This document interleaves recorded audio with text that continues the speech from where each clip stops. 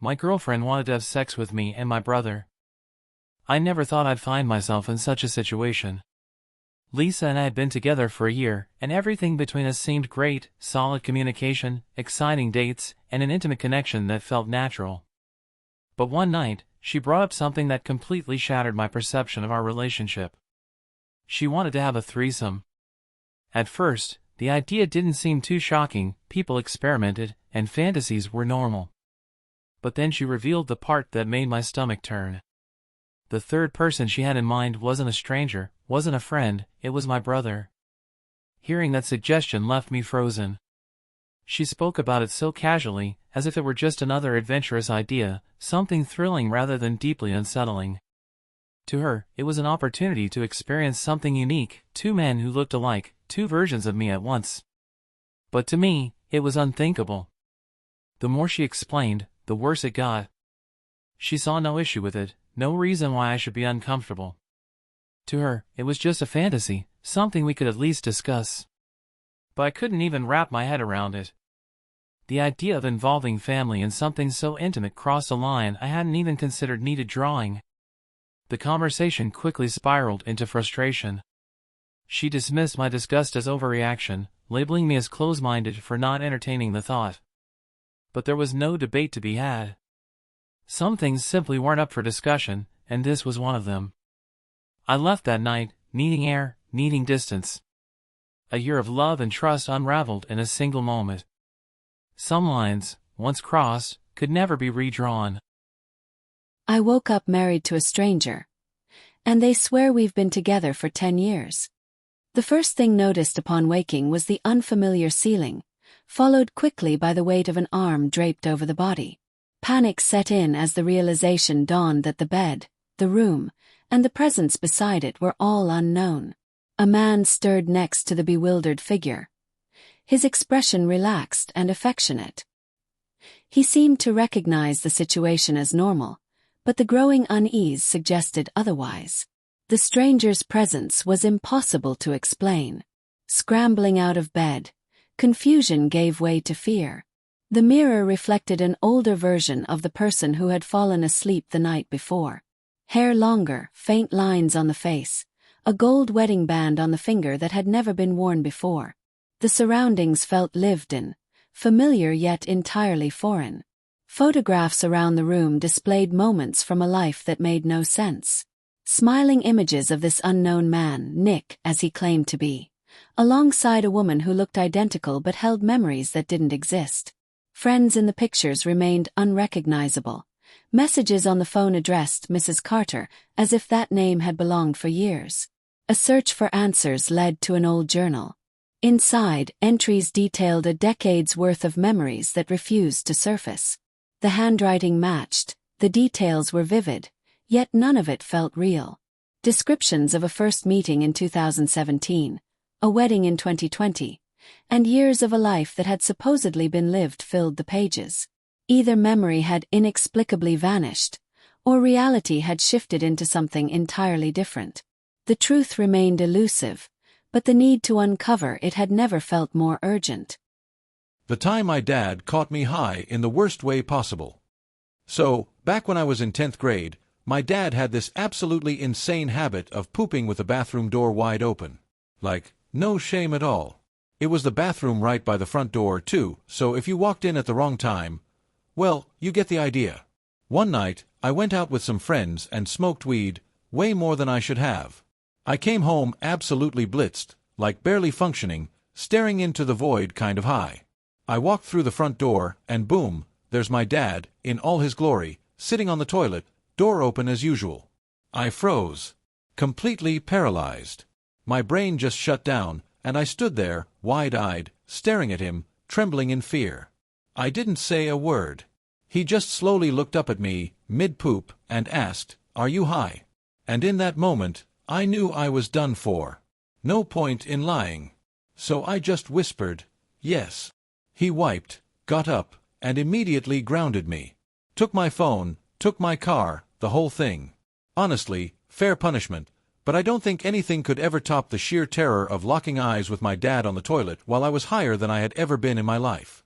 To me, it was the worst way possible because of how idiotic I felt. I could have easily just walked up the stairs and went straight to my room. He would have never noticed. The fact I just stopped, froze, and death stared him while shitting always cracks me up. The day I found a secret room in my grandparents' house. So, I've always known my grandparents' house like the back of my hand. I'd been going there every weekend since I was a kid, playing with my cousins, eating Grandma's amazing food, and listening to Grandpa's old stories. But there was always one thing I noticed as odd. One of the rooms had a weirdly locked door. No one ever talked about it. Ever. It wasn't mentioned in passing, and no one ever brought it up. For years, I just assumed it was some sort of storage closet, and I never gave it much thought. Fast forward to last month. Grandma had been talking about selling the house, and I figured I'd do a little spring cleaning while I was there. I was in the attic, sorting through old boxes, when I noticed something strange. A key, tucked away in an old jewelry box. It had a symbol engraved on it, something I had never seen before, but it felt important. I couldn't shake the curiosity, so I went down to the locked room. To my surprise, the key fit perfectly. I almost couldn't believe it. The door creaked open, and I stepped into a dusty, dimly lit space. What I found was mind-blowing. The room was filled with old books, maps, and antiques I had never seen before, many of them with intricate symbols that seemed to be from another time. At the far end of the room was a strange chest with a lock that seemed way too advanced for the time period. Long story short, I've been researching these items, and I think they might be tied to something much bigger. Turns out my grandparents might have been part of something mysterious, and I've barely scratched the surface. Has anyone else ever found something like this? Any idea what I might be dealing with? I dated my teacher, and it was the most beautiful relationship I've ever had, but at the same time, I can hardly talk to anyone about it. This is a bit of a long anecdote. I was in my last year of high school and had been searching for a meaningful relationship for a long time. I truly believe that movies, TV shows, and other media portraying teenage romances can be misleading and even harmful. I had problems trying to date a girl who, looking back, never really appreciated what I did for her. I tried everything to make her happy, but I was never enough. No matter how much effort I put in, she would even tell me how she was interested in another guy. Despite having many female friends, I kept looking for that special connection with someone. After the Christmas break, I noticed a new girl at school who wasn't wearing a uniform. I thought maybe she was new and hadn't bought it yet. But then I was shocked to realize that this girl, who looked my age, I was 18 at the time, was actually my teacher. Of course, she wasn't 18, she was 28. I have to admit, she seemed quite inexperienced. She introduced herself and started teaching multiple classes. While many students found her lessons boring or had negative things to say about her, I couldn't help but watch her, completely ignoring what others thought. I always got along well with teachers. I tend to connect better with adults than with people my age. I liked joking around with them and greeting them, and while I had my favorites, I enjoyed their company in general. I even played Uno with some of them during breaks, which helped me get closer to this teacher. She was very friendly and even started joking with me. One day, she mentioned that she liked walking around the city, which immediately caught my attention because walking around the city is my favorite hobby. Over time, I started thinking about inviting her for a walk, but I hesitated. Finally, during a 2-week vacation, I saw my chance and approached her. "Miss, you mentioned that you like walking around the city. Would you like to go for a walk sometime?" To my surprise, she said yes. That day, I was incredibly happy. I started doubting, thinking maybe she had just agreed to be polite, but then she found me on Instagram and confirmed our plan. I'll try to keep this part short. In the end, she accepted. We went out, talked, joked around, and everything went great. I asked her if we could go out again, but since school was starting soon, it would take some time. However, she started allowing me to walk her to her metro station. Day after day, I walked her there until, a few weeks later, I asked if she wanted to go for a walk on a Friday, and she agreed. That was the moment everything changed. The day was as fun and relaxed as always. We exchanged some playful, slightly bold jokes. Then, we went for pizza, and she asked me to sit next to her. I was nervous, but I thought she just wanted to talk. While waiting for the pizza, between playful touches and laughter, we shared our first kiss. As we left, we both wondered how we would handle this situation. We both felt like we wanted to see where it would go. From that day on, I wasn't just walking her to the metro station anymore, now she stayed with me a little longer. We talked, hugged, kissed, and eventually, things became more intimate. As you can imagine, we couldn't tell anyone about this. In class, we were nothing more than student and teacher. I kept joking with her, and sometimes, I even wrote her little notes in my notebook, but we were always extremely careful. She was everything I had been searching for. I loved everything about her, her sense of humor, the way she was sometimes playful, sometimes bold, sometimes affectionate. At the same time, she could be distant and cold, but I tried to understand because I knew our relationship couldn't last forever. I had always known. I knew that if she ever decided to end things, would have to accept it, whether because of the age difference or simply because she was my teacher. Still, I enjoyed every moment with her. To me, she was beautiful. She didn't like me saying that, but what captivated me the most were her eyes. She wore glasses, but her gaze, her shy little smile, her voice, everything about her fascinated me. That was how things were until high school finally ended. It might seem like we would have more freedom after that, but at the same time, she became busier. She stopped texting me as much, started declining more plans. On one of our last outings, I noticed she was more distant. We talked about it. She admitted she could be cold and said she should try to be more affectionate, but I told her she didn't have to change, there was nothing wrong with who she was.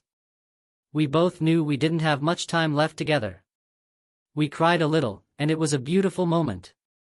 That night, we walked in the rain, I bought her a pastry, we jumped over puddles, and got a little lost in the city.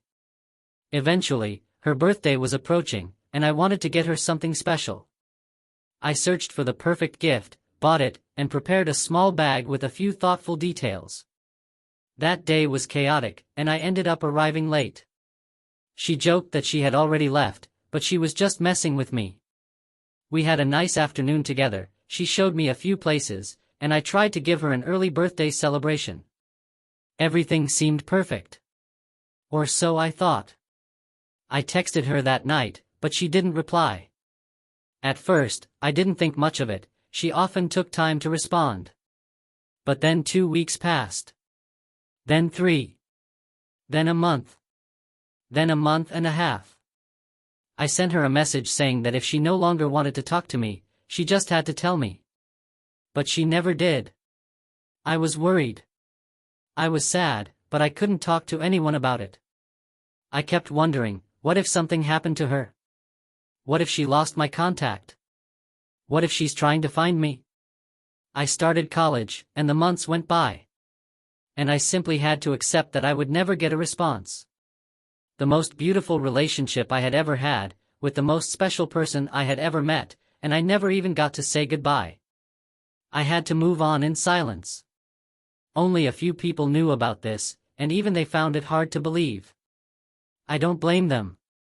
It's still unbelievable to me, too.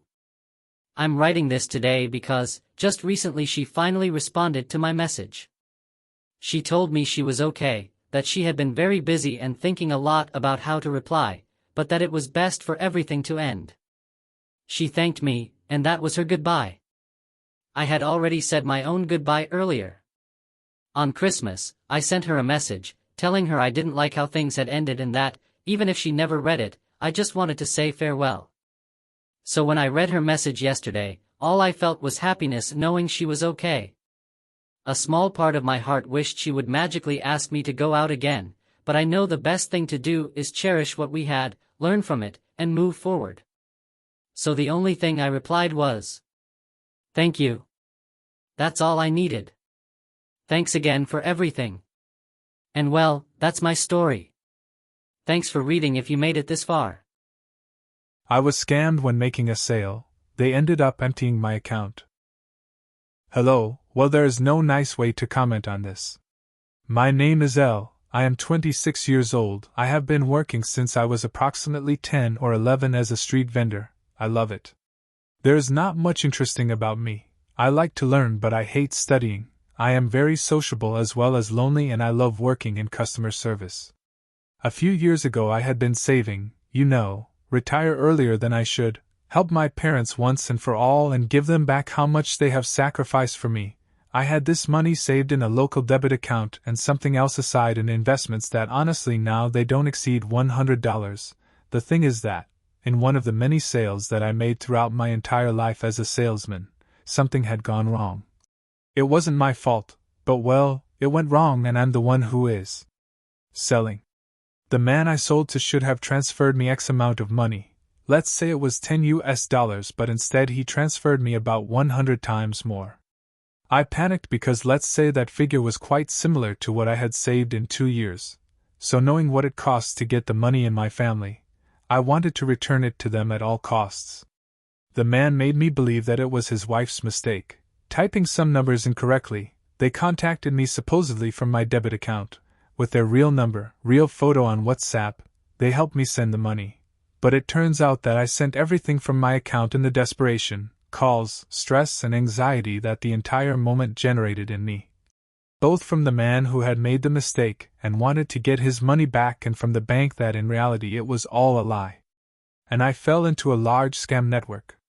I think I should be more than happy to receive help and that I honestly need it because if I'm honest, I never asked anyone for help, even my parents, ha ha ha ha. What I would like is for them to be alert and never let their guard down. I always saw videos of people falling victim to scams like Amazon or PayPal with supposedly false claims. But they made me like them so well and feel so much responsibility for something that was not my responsibility. It's my fault that I understand them. I understand how people can fall for this type of thing. It's simply catching you off guard, thinking about something else and bang, you're on the street again. I don't have much more to say. If anyone wants to help me, I will be very grateful, and it is always in my life plans to return everything that has been given to me. I hope you can avoid these types of situations and enjoy what you have achieved for yourself. If one grows, we all grow. The night I met a stranger who knew everything about me. It was one of those nights when the city felt alive, neon lights flickering, rain tapping softly against the pavement, and the hum of distant traffic filling the air. I was walking home from a late shift at work, my mind buzzing with the usual mix of exhaustion and restless energy. That's when I saw him. He was sitting on a bench under a flickering street lamp, an old man with a withered face and eyes that seemed to hold the weight of 1,000 stories. What caught my attention wasn't just his presence, it was the way he looked at me, as if he'd been waiting for me. "You're late," he said, his voice calm but firm. I stopped in my tracks, glancing around to make sure he was talking to me. "Excuse me? You were supposed to be here 10 minutes ago," he continued, as if we were in the middle of a conversation. I laughed nervously, unsure if this was some kind of prank or if I'd stumbled into a scene from a movie. "I think you've got the wrong person."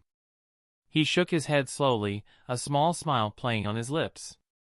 "No, I don't. You're Emma, right? You work at the bookstore on 5th Avenue. You take the long way home every Tuesday because you like to stop by the bakery for a cinnamon roll. And you've been carrying that book in your bag for weeks but haven't started it yet." My heart skipped a beat. How could he possibly know all that? I clutched my bag tighter, suddenly feeling exposed. "Who are you? How do you know these things?" He leaned back on the bench, his gaze never leaving mine. "Let's just say I've been watching you for a while." Not in a creepy way, he added quickly, seeing the alarm on my face. "I'm here to give you a message." "A message?" I repeated, my voice barely above a whisper. "Yes. Tomorrow, at 3:17 p.m., you're going to make a decision. It's going to feel small, insignificant even, but it will change everything. Don't ignore it." I stared at him, my mind racing. "What decision? What are you talking about?" But he just stood up, brushing off his coat. "You'll know when the time comes. Trust yourself." And with that, he walked away, disappearing into the shadows of the alley. I stood there for what felt like forever, the rain soaking through my jacket, trying to make sense of what had just happened. The next day, I couldn't stop thinking about his words. At 3:17 p.m., I was at work, shelving books, when a customer approached me. She was holding a novel I'd been meaning to read and asked if I could recommend something similar. Normally, I'd just point her to a section and move on, but something made me pause. I ended up talking to her for nearly an hour, sharing my favorite books and authors.